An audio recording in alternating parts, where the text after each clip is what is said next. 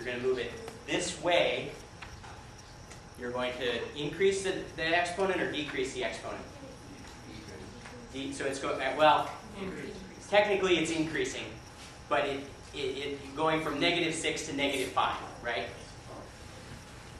-5 seconds. And so this is what's given as the final answer on the answer sheet. Any questions on half-lives? Okay. You almost there. Almost there. Okay.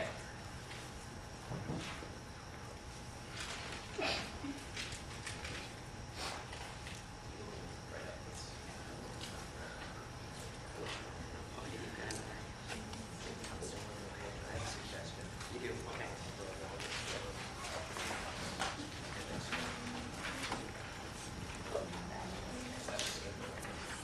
Okay. I'll do that one. Yeah.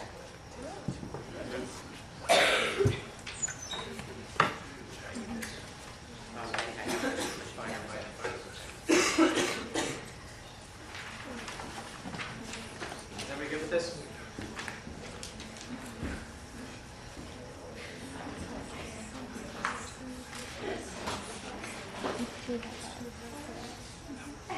Just part of my scribbles I got. My answers. Okay. Reaction rate constants generally increase with increasing temperature. This is due mainly to the fact that, in general, the following property increases with increasing temperature. So we got activation energy, pressure of reagents, the equilibrium constant, probability of collisions between reagents, the fraction of collisions having sufficient energy to react, and the fraction of collisions having proper orientation for reaction.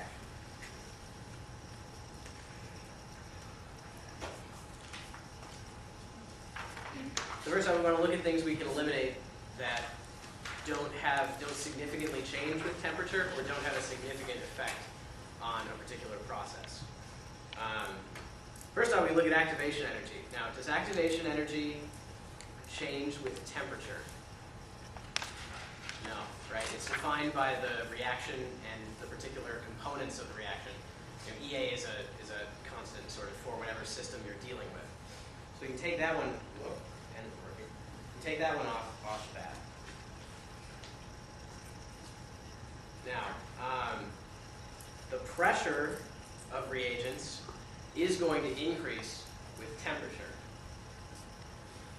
Now, is that going to have a significant effect on the reaction rate compared to some other things on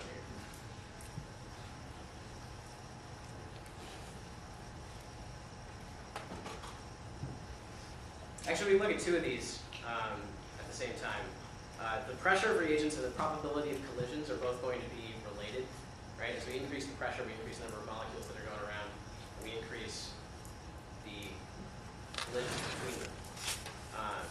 Those are both related to temperature. They both increase. Are we kind of confused with this one? Let's help me out. Okay, so pretty much, I'll get back to those in just a second. So these are possibilities. They both increase with temperature. Okay. If we look at the fraction of collisions having proper orientation for the reaction, whoop, I don't have F up there. There we go. The fraction of collisions having proper orientation for reaction. If I increase the temperature, it's basically increasing the speed of the molecules floating all around in space. Is that going to significantly increase their particular orientation in space? No, right? Because they're all going to be floating around at random kind of anyway.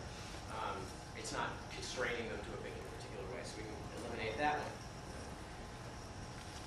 And the equilibrium constant, does that change with T?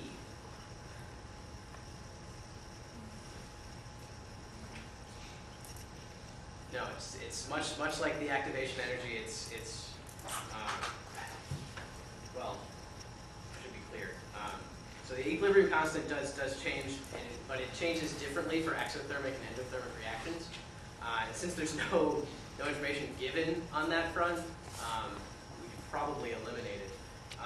So for that, in those aspects, the equilibrium constant decreases for exothermic and increases for endothermic. Did I say that right? Yes. Okay. So since it goes two ways, we're just looking at a general case, which one's the most, we can eliminate that.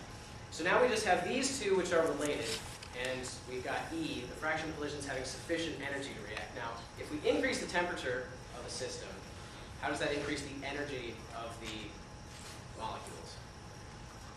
How does it affect it? Imagine I heat something up. What happens to it?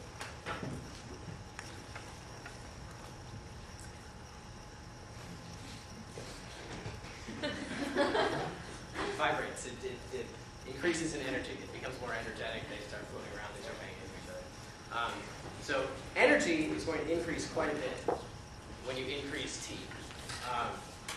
Compared to these pressure reagents with probability of collisions, as far as T goes, it doesn't have as quite a direct effect as it will on the energy of reaction.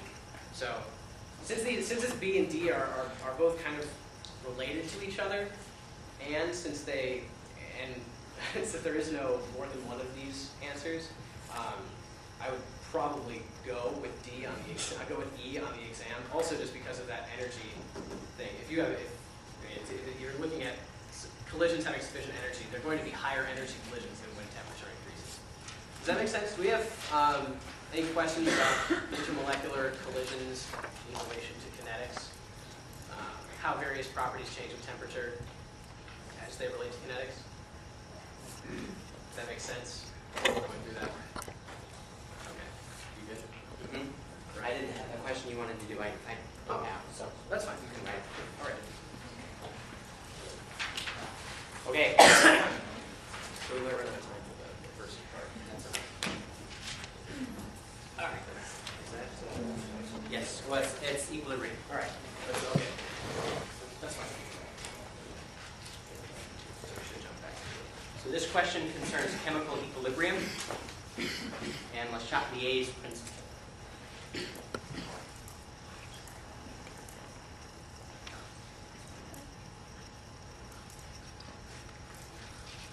We're considering